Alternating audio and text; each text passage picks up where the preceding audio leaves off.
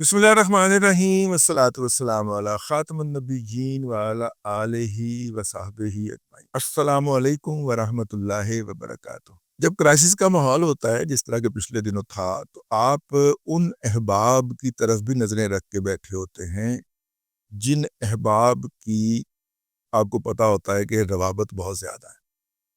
तो हमारे दोस्त जनाब मुमताज़ भट्टी साहब जो हैं, मैं तो खैर उनका कदरदान हूँ। उनके चूँकि डिफेंस में बहुत ज़्यादा ताल्लुकात थे, फिर उनका इलाका चकवाल है और चकवाल का आपकी गली मोहल्ले का कोई ना कोई बच्चा तो फ्रंट पे होगा, ठीक है? और अब वो सीनियर हो चुके हुए हैं, अब उनके भतीजे, भांजे, पोते, नवासे टाइप के बच्चे जो हैं, वो अब कैप्टन, मेजर के लेवल पे पहुँच चुके हुए हैं, तो उनको वो भी एडवांटेज हासिल है। तो मेरा मतलब है कि इसलिए हम उन पे नज़र रख के बैठे थे। तो वो उन्होंने जितनी भी खबरें दी माशाल्लाह 52 तोले पाव रत्ती जो थी वो बिल्कुल ठीक निकली। और एक खबर जो उन्होंने दी जो मुझे हज़म नहीं हो रही थी, और कल मैंने अपने व्लॉग के अंदर इसका ज़िक्र भी किया कि उन्होंने ये खबर दी है, लेकिन मैं इंतज़ार कर रहा हूँ कि जो मेरे ज़राए हैं वो इसकी तस्दीक करें। और उन्होंने खबर दी थी कि पाकिस्तान ने जो चौकियाँ ऑक्युपाई की थीं, ख़ास तौर पे एलओसी के ऊपर, उससे वो वापस आ गए। तो मैंने अपने व्लॉग के अंदर ये सवाल छोड़ा और उसके बाद फिर अगली पार्टी तक सवाल पहुंच गया। उन्होंने फौरन बात उन्होंने कहा कि पाकिस्तान ने वो चौकियां जो कि उन्होंने जंग के दौरान ऑक्युपाई की थी वो छोड़ दी हैं। जवाब आ गया उसका, ठीक है। उन्होंने कहा जी एक तो आप ये जहन में रखिए कि कल शहबाज शरीफ साहब ने जो पसरूर का नाम लेके दौरा किया है, वो पसरूर का दौरा नहीं था, ठीक है। वो उन इलाकों का दौरा था कि जो शगवाल ड्रैगर जो है, जो कि ज़मीन का हमारा एक अच्छा खासा 15 किलोमीटर चौड़ा और कोई 30-35 किलोमीटर लंबा, वो जम्मू के अंदर गया हुआ है, यानी कि मौजूदा भारत के अंदर तक हमारा ऑक्यूपेशन है, ठीक है। और सबसे पहले जब जंग होती है तो यही इलाका पाकिस्तान के लोग और वहाँ पे रहने वाले 4 एक अच्छे देहात है, बाकी छोटे छोटे पिंड खूह वगैरह भी हैं, वो छोड़ के वापस आते हैं। इस दफ़ा वापस नहीं आए और किसी ने उनको नहीं कहा कि आपने वापस नहीं जाना, उत्थे ही डटे रहे, ठीक है। और फिर वहां से उन्होंने आगे दुश्मन के पेट में फैलना शुरू, और वो इलाका अभी तक 7-8 किलोमीटर आगे तक हम भारत के अंदर हैं। बस एक आध किलोमीटर आपने आगे बढ़ के तो बल्कि एक आध किलोमीटर भी मैं तकल्लुफ़ ही कर रहा हूँ, जहाँ पे बैठे हुए हैं वहां से भी अगर वो कर लें तो कश्मीर की कनेक्टिविटी जो है वो इंडिया के साथ काट सकते हैं। ये हमारे ज़राए का कहना है।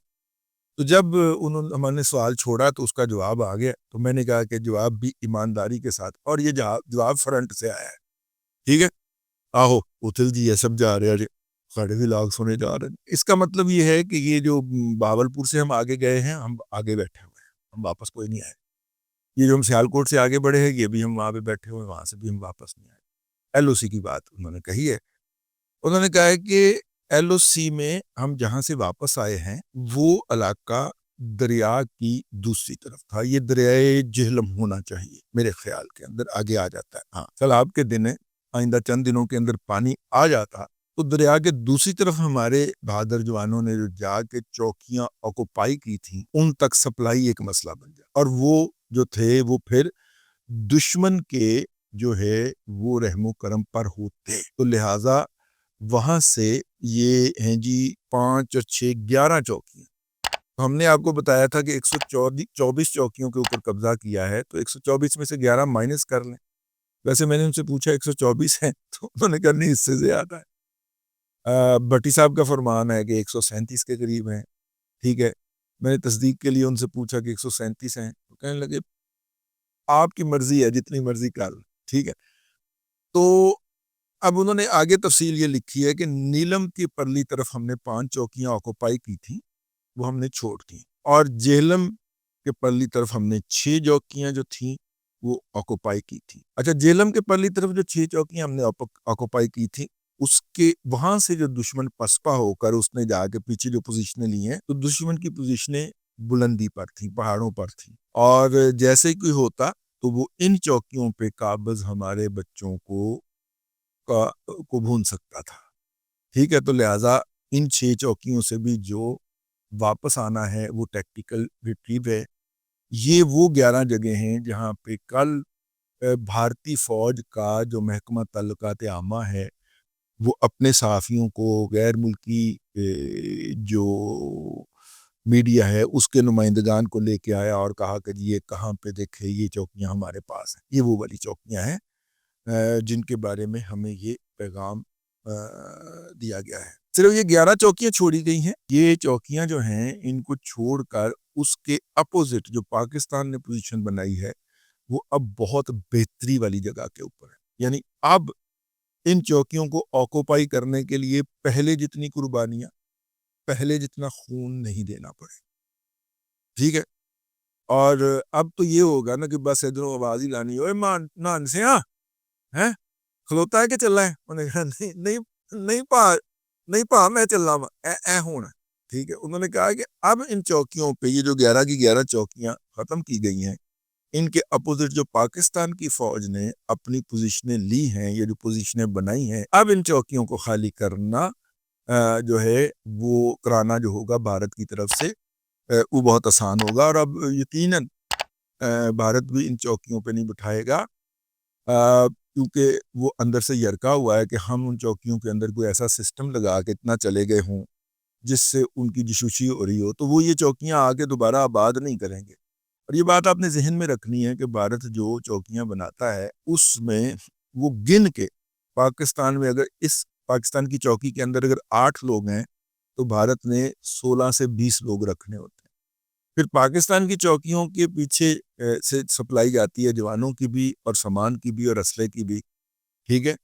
وہ اپنی سپلائی وغیرہ وہیں پہ رکھتے ہیں تو وہ چھوٹی سی ایک پنڈ بھی آباد کر لیتے ہیں اس کے پچھلی سائڈ کے اوپر۔ ان کا چوکیاں چھوڑ کے بھاگنا جو تھا ایک بہت بڑا واقعہ تھا۔ اب اگر یہ چوکیاں ادھر پہ ہم بیٹھے رہتے ہیں، اب وہ آگے اپنی یہ وضاحت پیش کرتے ہیں اور اوپر سے سیلاب آ جاتا تو ہیلی کے ذریعے بھی سپلائی نہیں ہو سکتی تھی، کیونکہ ہیلی جیسے نیچے آتا پرلی طرف سے انڈین جو ہے اس پہ فائر کرتے، تو پھر اس لیے یہ ضروری کیا گیا۔ اوکے ٹھیک ہے، جنگ کے اندر یہ ہوتا ہے، لیکن وہ جو خبر کا تاثر گیا تھا مختلف احباب کی طرف سے کہ شاید پاکستان نے وہ ساری چوکیاں ایل او سی پہ واپس کر دی ہیں، یہ بالکل غلط۔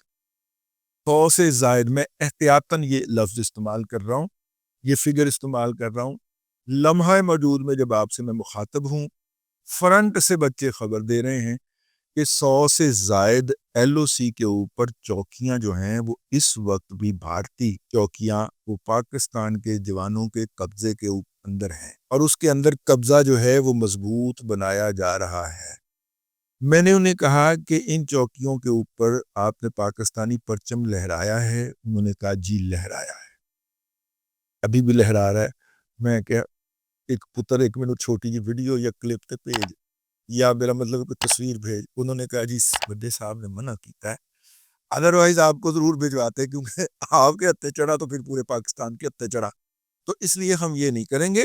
لیکن یہ آپ میری بات کے اوپر یقین کریں، جس طرح آپ کو ساری خبریں جو دی ہیں اب تک وہ درست دی ہیں، اس وقت ہم 100 سے زائد چوکیوں میں ایل او سی کے اوپر بھارت میں بیٹھے ہوئے ہیں، اور بعض جگہوں کے اوپر ہم 8 سے 10 کلومیٹر اندر ہیں، یعنی کہ مقبوضہ کشمیر میں گھس چکے ہوئے ہیں، اور بہت ٹیکٹیکل جگہوں کے اوپر ہم گئے ہیں۔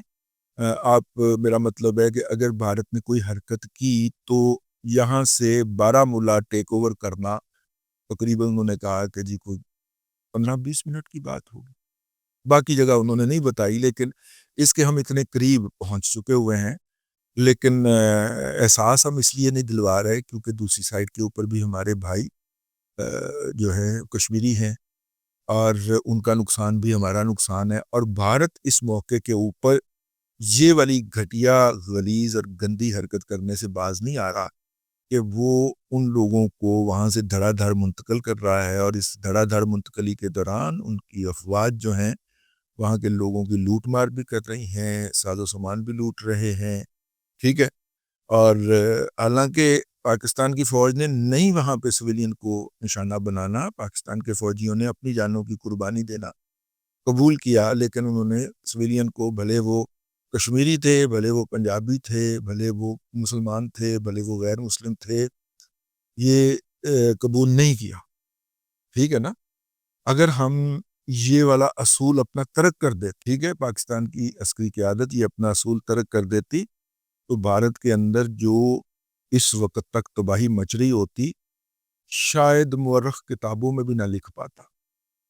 ہم نے کسی گردوارے پہ فائر نہیں کیا، کسی مندر پہ فائر نہیں کیا، کسی گرجے پہ فائر نہیں کیا، ان تینوں عبادت گاہوں کی شیلڈ لے کے انہوں نے اپنا S-400 انسٹال کیا۔ اب مسئلہ یہ آپ کہیں گے تو پھر ہم نے اپنا ان کا S-400 کیسے تباہ کیا؟ ہم نے S-400 کو دو جگہ سے ڈسیبل کیا، ایک تو اس کے سسٹم میں ہم گھس گئے نا ڈیجیٹلی، اور جا کے اندر سے اس کی نرو جو تھی وہ توڑ دی، ٹھیک ہے، اور دوسرا جو اس کا ریڈار ہوتا ہے، جس ریڈار نے خبر دینی ہوتی ہے، اس ریڈار کو بہرحال آپ کو بلند کرنا پڑتا ہے فضا کے اندر، ٹھیک ہے، اور وہ ایکسپوز ہوتا ہے۔ ہم نے ان کے ریڈار مارے، ریڈاروں کو تباہ و برباد کر کے سکریپ کر دیا۔ مودی صاحب وہ ریڈار کے بدلے پتیسا لے کے کھا لیجیے۔ تو جب ریڈار ختم ہو گیا تو اس کی گندا ہو گیا وہ سسٹم، ریڈار نہیں تو آنے والے راکٹ کو، میزائل کو، جہاز کو لوکیٹ کرنا ہوتا ہے اور سسٹم کو بتانا ہوتا ہے کہ اس کو کل کرنے کے لیے یا کاؤنٹر کرنے کے لیے کون سا میزائل نکلے گا۔ جب ریڈار ہی نہ ہو گیا تو پھر وہ سسٹم بتا ہی نہیں سکتا، اور اگر سسٹم بتا بھی دے اندر سے کہ فلانا میزائل مارنا ہے تو نربس تو اندر سے یہ ہوئے پڑے ہیں، سسٹم اندر سے بھی تھا۔ تو کمپریہنسو قسم کی لاکنگ کی ہے، وہ ایویں انے والا لاکنگ نہیں کی، ٹھیک ہے نا، کمپریہنسو جامع قسم کی لاکنگ کی، ٹھیک ہے۔ تو یہ ایک کلیریفیکیشن آئی تھی، میں نے کہا آپ کی خدمت میں عرض کر دی جائے۔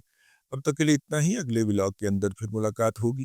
اللہ تبارک و تعالیٰ آپ کو آسانیاں عطا کرے اور آسانیاں خلق خدا میں تقسیم کرنے کی توفیق عطا کرے۔